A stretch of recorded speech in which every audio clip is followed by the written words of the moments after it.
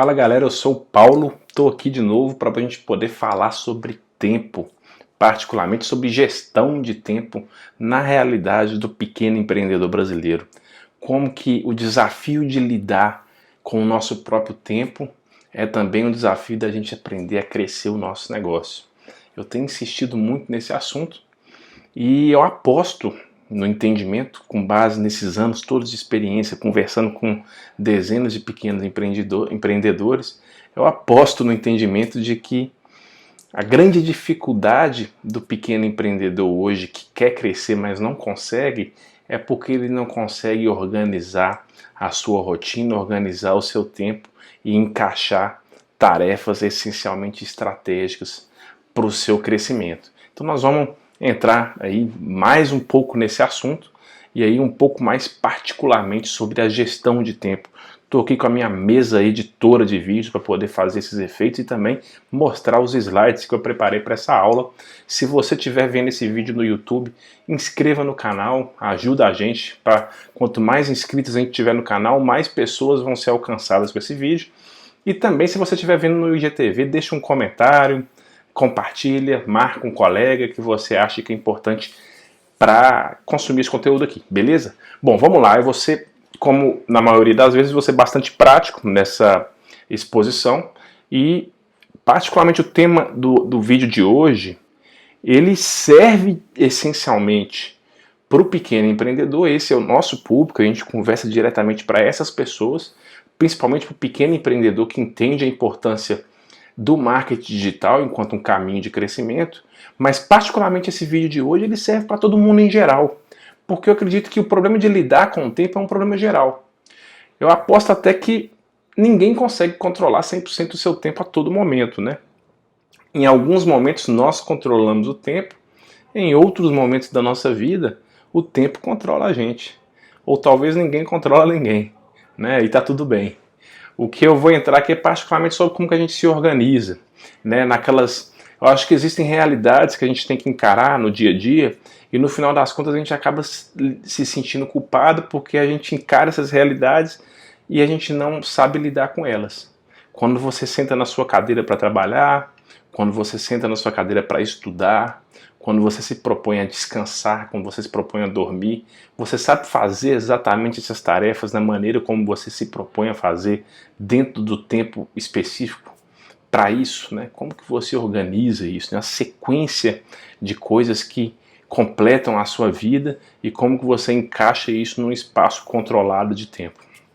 Complexo, né? Mas bom, os slides que eu preparei vão ajudar bastante a guiar essa discussão, né? Então nós vamos falar aí gestão de tempo, como melhorar a gestão de tempo e produzir mais, né? E aí entrando também aspectos pessoais que não são somente voltados para produção, né? Produção, trabalho e tal. Bom, o tempo melhor aproveitado no trabalho, na produção, ele é um tempo mais livre para a gente poder fazer o quê? Fazer o que a gente quiser. Isso é importante. Pessoas que contam vantagem, que trabalham até 8, 9 horas da noite, extrapolam o horário de expediente, isso não é normal. Por quê? Porque essas pessoas elas contam vantagem de estar trabalhando muito, mas elas estão abrindo mão de algumas coisas que poderiam ser muito mais saudáveis para a vida dela, né? Ter mais liberdade para fazer o que quiser, ouvir uma música, assistir um filme, se divertir, ler um livro, né, ter mais tempo para ficar com a família, com os amigos e também ter mais condições de cuidar de você mesmo, fazer um exercício físico, ir para uma academia, praticar um esporte, né, exercer um hobby. Ou seja, o tempo ele é curto e se a gente não controla ele, dividindo exatamente o tempo que a gente dedica para o trabalho, para a produção, para ganhar dinheiro e o tempo que a gente dedica para a gente, o relógio engole a gente, né? Então eu acho que a gente tem que ter muito cuidado nessa contação de vantagem sobre, eu trabalho muito por horas e tal. Talvez até a pessoa que diz isso é uma pessoa que tem uma extrema dificuldade de controlar o tempo. Talvez, por exemplo, ela comece o dia procrastinando, sem encarar de frente as tarefas que tem, as horas passam, né? E ela vai enrolando e responde um WhatsApp, bate um papo ali, um cafezinho aqui, e olha site de notícia, e quando vê deu 5, 6 horas da tarde, e essa pessoa descobriu que ainda tem muita coisa para poder concluir no dia, ela acaba ficando mais horas no trabalho para compensar. Isso não é saudável. É possível fazer bem diferente e sair até mais cedo do trabalho com a sensação de que você cumpriu com qualidade, cumpriu com êxito o que você se propôs a fazer naquele dia. Não importa se você é um empregado, se você é dono do próprio negócio, né? O que importa é que você está controlando as suas atividades e você consegue se premiar com isso, né? Se sentir confortável com isso, né? Então isso é fundamental.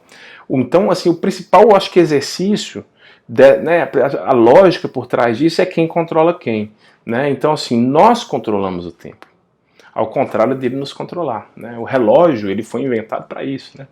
O Santos Dumont inventou o relógio de pulso, aí há décadas atrás, talvez, acho que mais de 100 anos atrás, em função da necessidade da gente ter um controle mais próximo do tempo, a gente saber o que está acontecendo a cada momento, que horas é para fazer tal coisa.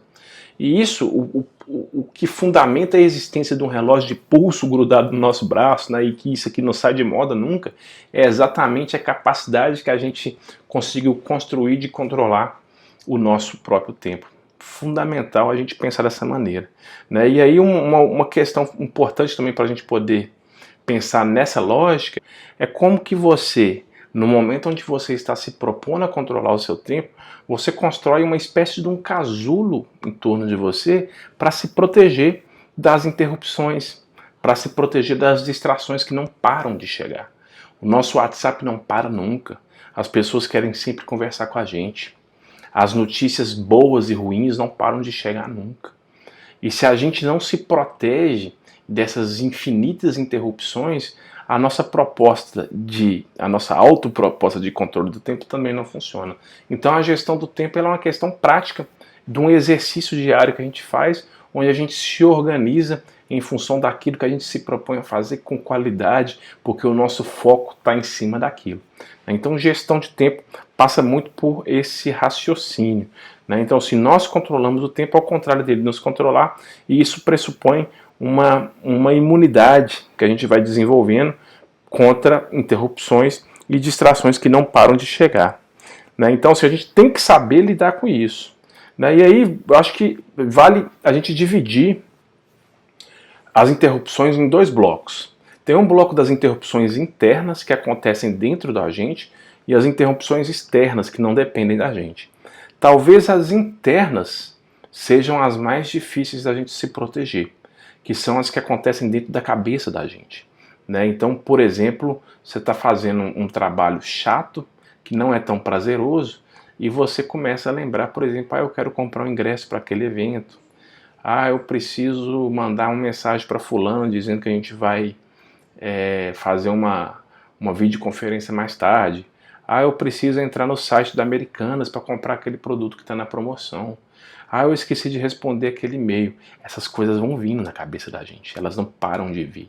E durante uma tarefa chata, isso vai ficando ainda mais evidente, isso vai ficando ainda mais forte. Então, como que a gente se bloqueia para isso, né? Então, acho que o primeiro passo é você ter consciência que as interrupções existem, elas acontecem internamente, dentro da nossa cabeça, elas forçam a gente a sair do que a gente está fazendo, até porque como o que a gente está fazendo não é tão prazeroso, é natural que a sua cabeça não tenha uma tendência forte em fazer aquilo, até porque não tem prazer algum, você na prática nem quer estar fazendo aquilo, mas você precisa fazer. Então você precisa se policiar de maneira ativa, gastar um pouco de energia nisso, para que você não permita que as interrupções internas impeçam que você conclua aquela tarefa que você se propôs a fazer. E aí vem as interrupções externas, que é um pouco mais esses exemplos que eu dei aqui anteriormente, que é uma mensagem que chega, uma pessoa que bate na sua porta, uma ligação que chegou, um e-mail, né? Então como é que você deixa isso para depois? Chega uma mensagem assim, Paulo, urgente, preciso que você olhe isso para mim. É urgente talvez para a pessoa. Para mim não é urgente. Primeiro, para aquele momento, não é. E tudo bem, eu entendi a preocupação dela. Mas naquele momento que a mensagem chegou, não necessariamente é o momento que eu preciso parar de fazer o que eu estou fazendo e responder essa pessoa. Pelo contrário, eu posso me organizar para daí meia hora, 2 horas, talvez até no dia seguinte, eu conseguir tratar essa urgência. e que talvez nem vai deixar de ser uma urgência, mas eu entendi que eu preciso me organizar para lidar com essa interrupção. Ela não vai chegar e me interromper e fazer eu parar tudo que eu estou fazendo simplesmente porque chegou, né? Então aí acho que é um bom exercício também separar o que é interno do que é externo e como que você se policia dessas interrupções. Olha, a interrupção é a prova de fogo se você consegue ou não organizar bem o seu tempo. Então você começou o seu dia, você tem sua listinha de tarefas, você já sabe mais ou menos que você vai conseguir encaixar essas tarefas todas num dia só, um dia dá para fazer, e aí você não conclui porque o dia foi recheado de interrupções atrapalhando, tirando você do curso da produção. Então isso é muito comum, fique bem atento a isso, fique bem, acho que bem alerta a essa situação, e de nada adianta você se propor a organizar um tempo se você não conseguir tirar proveito dos resultados dessa organização. Até porque somente tirando proveito disso que você vai ver a eficiência que é os exercícios de gestão de tempo, beleza? Bom, vamos lá. Apareceu, foi uma janela aqui, mas vamos lá, não atrapalhou em nada não.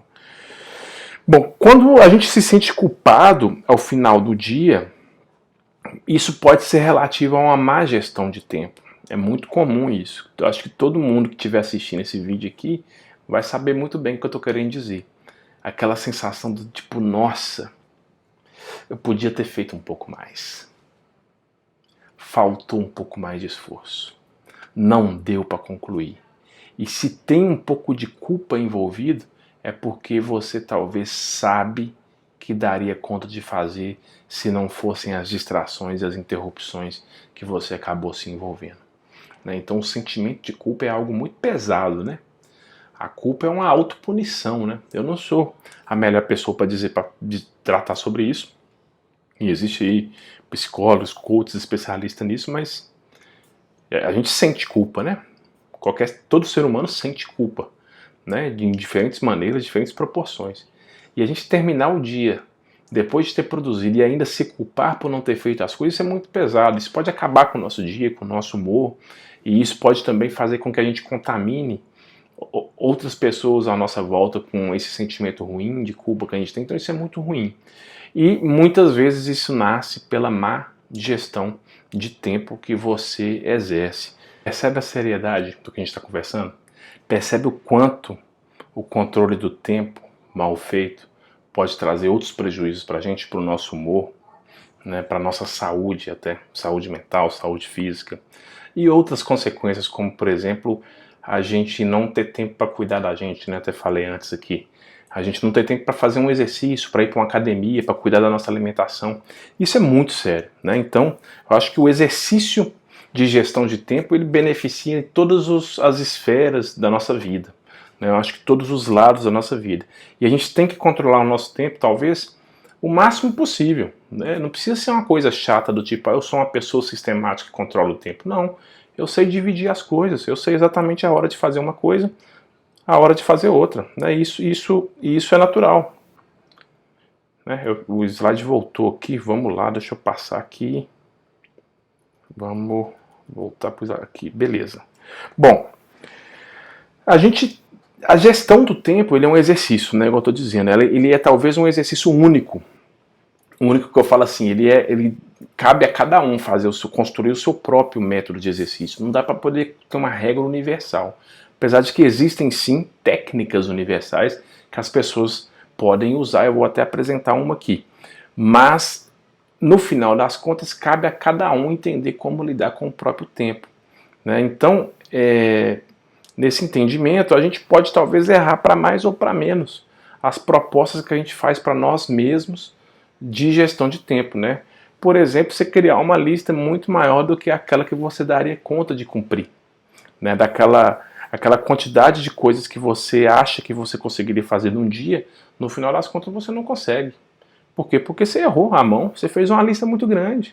E isso pode também te fazer se sentir culpado. Então a estimativa do que fazer com o seu tempo, ela deve ser muito precisa, né? Ela precisa corresponder com a realidade. E isso a gente consegue alcançar com exercícios, estimando com base na real capacidade produtiva que a gente tem.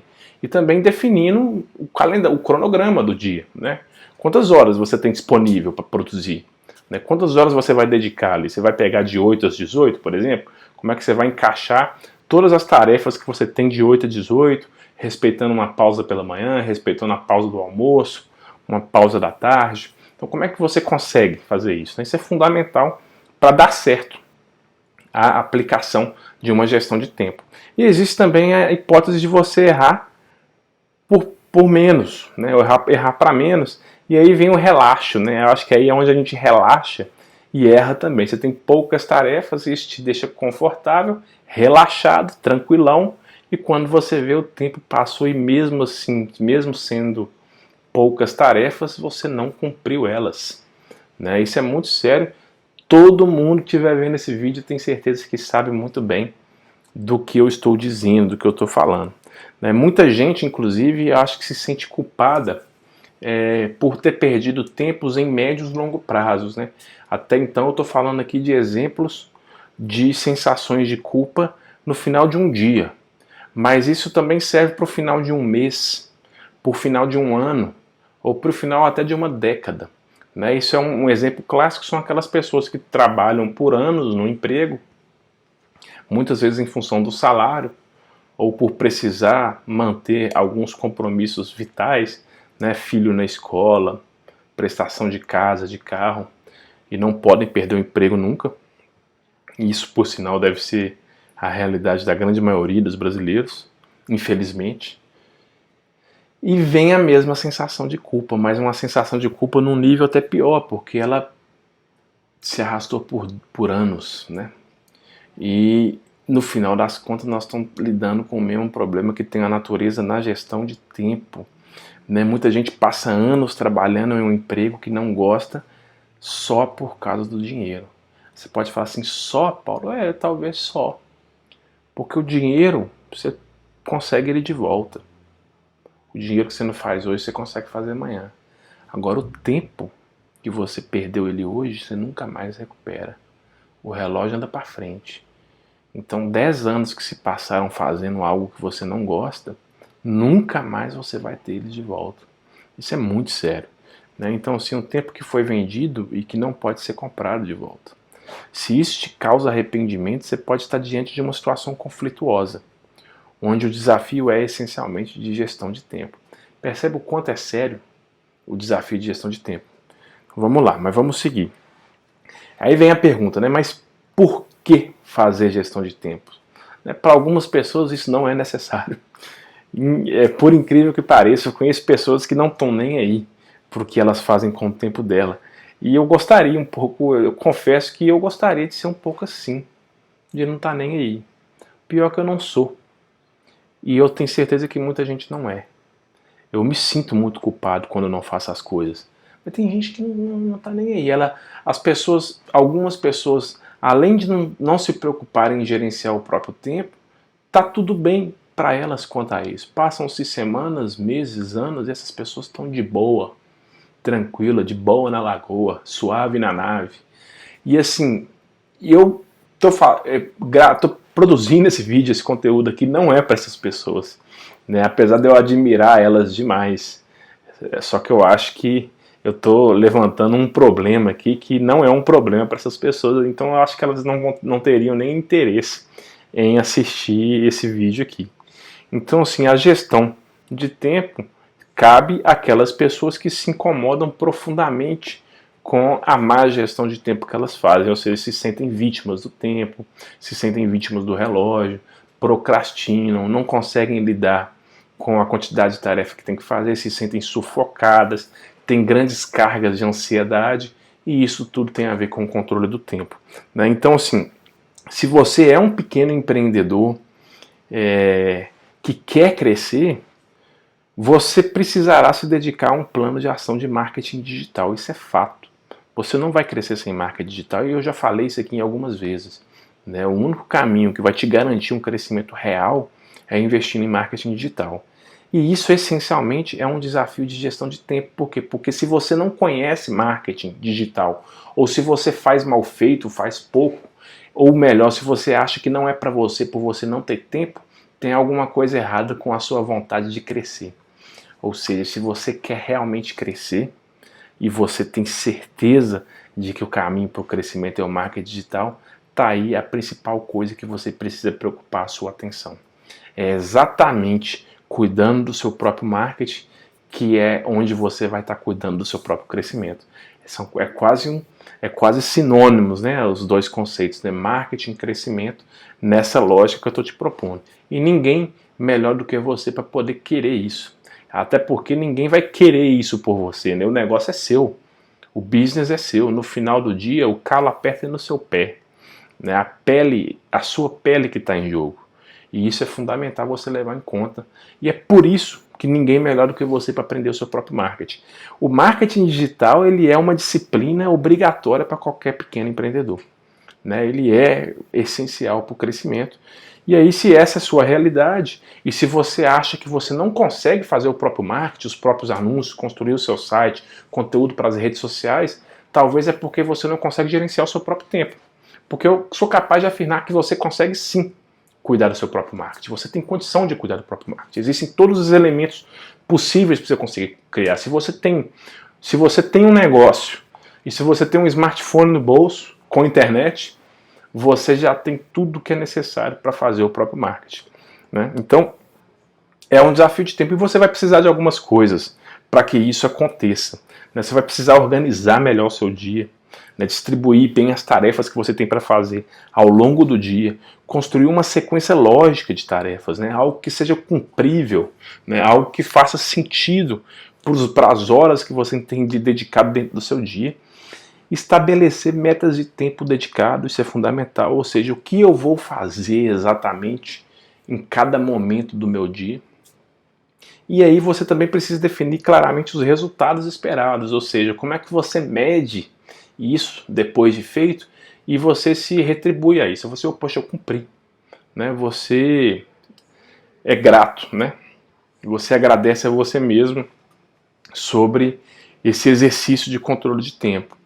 E no caso do marketing digital particularmente, é fundamental que você saiba dividir bem o seu dia de modo que você tenha, de preferência diariamente, algum tempo dedicado para o seu próprio marketing.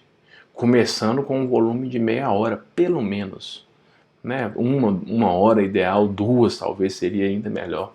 Quanto mais, melhor, porque, igual eu disse, quanto mais você cuidar do próprio marketing, maiores as chances de você crescer, né? E mais rápido você cresce também.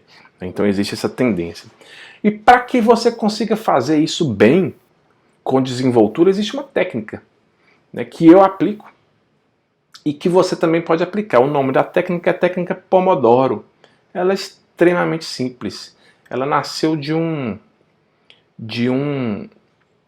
italiano, o nome dele é Francesco Cirillo. No final dos anos 80 ele tinha que estudar para a faculdade, ele não conseguia estudar, tinha inúmeros livros para ele poder ler, ele não conseguia ler, porque ele procrastinava, ele deixava sempre para depois, ele não fazia.